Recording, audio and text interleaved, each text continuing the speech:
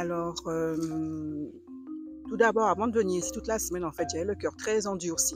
Parce que j'ai été fatiguée de toutes les déceptions.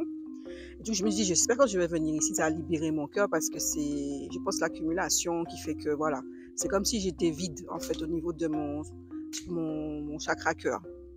Donc, je suis quelqu'un de très, j'aime les gens et tout, mais je me suis rendu compte qu'au fur et à mesure du fait de recevoir tellement de coups, je me suis même demandé si j'étais sans cœur. Donc, du coup, quand je suis arrivée, bon, moi, dès que j'étais déjà assise, je commençais déjà à partir, en fait.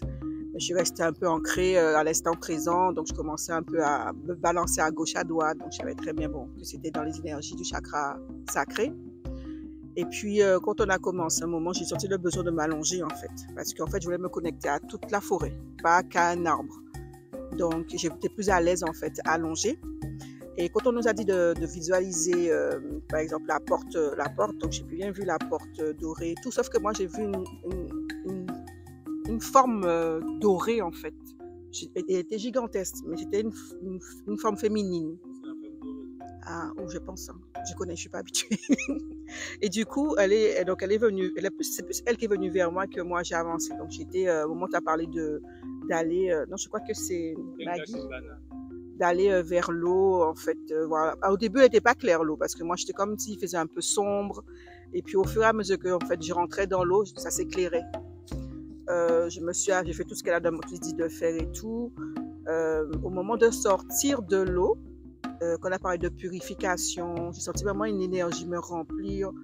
C'est comme, je sais pas, je peux pas expliquer, j'ai pas les mots de toute l'énergie, la puissance, en fait, je sais pas, c'est comme si on m'enlevait comme une peau, c'est pas une peau, mais comme si on enlevait quelque chose, comme un voile sur moi au fur et à mesure que je fais de l'eau. Et je sais pas comment je la, c'est que ma maman aussi est revenue vers moi, elle m'a touchée. Et je suis devenue comme de l'or, je brillais, je brillais, je brillais.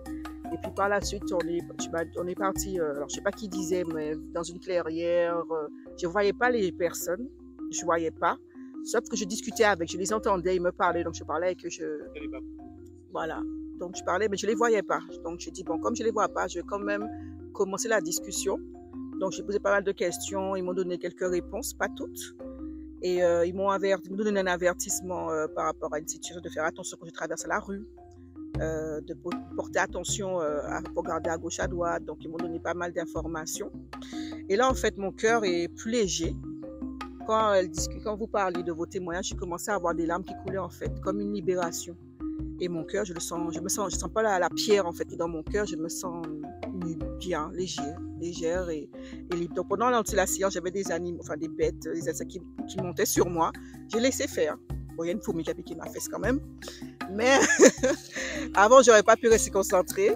Et du coup, gratitude infinie, en tout cas, ma tante d'eau, aux ancêtres, parce que j'étais entourée d'un feu, en fait, d'un voile chaud.